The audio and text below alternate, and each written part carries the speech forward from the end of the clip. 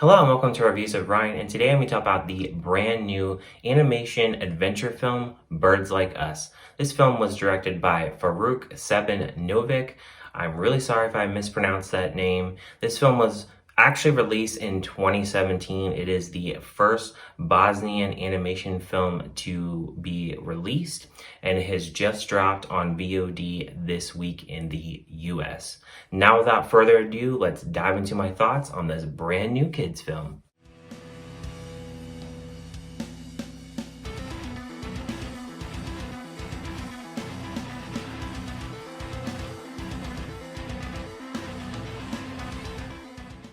Birds Like Us follows the journey of several birds trying to find a better life for themselves and for their loved ones. The film stars Alicia Vikander, Jeremy Irons, Jim Broadbent, Kevin Bishop, and Sheridan Smith.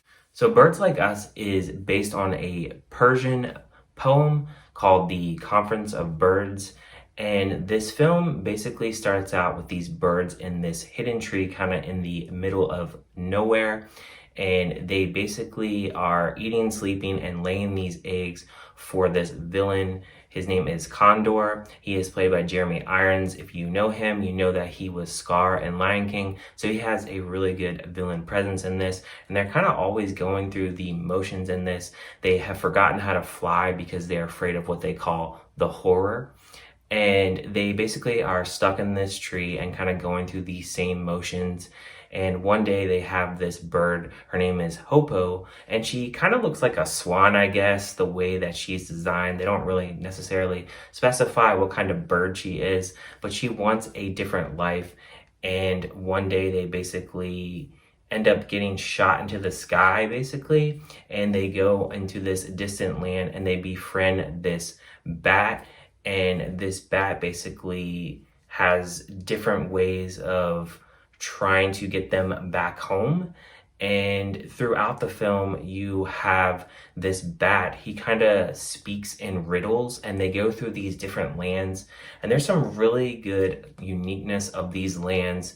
I feel like the animation in this film, it's not necessarily top notch. You'll definitely notice throughout the film that there is a little bit inconsistencies with the animation. But I think when they're in these different lands, there is some definite brief moments where the animation looks really cool and they have some really cool visuals. I think that the voice acting is done really well in this. I think that everybody does a pretty good job of doing their lines very well and just kind of at least bringing out some good voice acting. So as far as negatives go in this, and I've kind of touched on this a little bit already, is the animation. Obviously, it's not a Pixar kind of animated kind of film, so the animation is not going to be quite there. And then also some of the dialogue, it's a little bit tough to understand. And I think kids, for some of the parts in this movie, it's going to be a little difficult for them to understand. It's going to be a little bit difficult for the family to understand certain riddles and the way that they kind of talk in this film. So I can see families having a hard time maybe kind of gravitating to liking this film because it's not your typical kind of kids film. I do want to touch on the character designs in this. You have Hopo, she kind of looks like a swan. She has like a fish looking kind of face. Then you have a parrot named Me. Picture like Zazu from Lion King, except his IQ's a little bit dumber. He has one eye that's smaller than the other. And then you have the bat, who has a really long beard and stone eyes. And then you have the owl, Hazan. He has human looking kind of owl kind of eyes, and it's just really interesting the uniqueness of these characters. You can find in this film that they build on courage and facing your fears as far as lessons for kids in this, and I think they do a really good job of really accomplishing that and really telling the story of these different animals and birds. They just want a better life and they don't want to be stuck in the same kind of life. And it's just very interesting on this journey because there is some really good unique kind of worlds that they go in. They go through the desert and the ocean. They have this one scene with these different umbrellas, and they have a kind of religious looking building that they have in this. I'm not sure if that represents religion in the poem since I haven't read the poem, but they have a lot of different features in that. And then they have like another building where they're kind of going through a maze. I just thought it was really unique that they had these different kinds of buildings, different kind of locations, And then a few other things to kind of note about this film is firstly the score.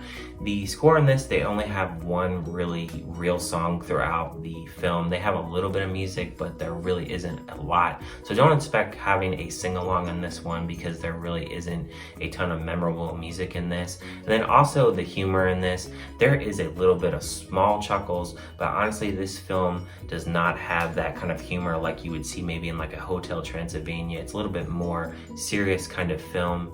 And then there's also some darker elements with a funnel cloud and some storms. And I think that represents the horror that they mentioned in the beginning, but they don't necessarily fully explain that throughout the film. So that was a little bit of a downer about the film. But overall for me, I might give a score of this film a 3 out of 5. There were definitely some things I liked about this film. Obviously, it's not gonna be like a Pixar kind of film. And I think that if you have a little bit of an open mind to just knowing that it's not gonna be that kind of film, and just knowing that it's a different kind of film that you can just kind of check out and just kind of review and see, you know, the different elements that I kind of saw in it, I think that you'll have a decent time watching this film. Thank you guys for watching this review, and I'll see you guys on my next one.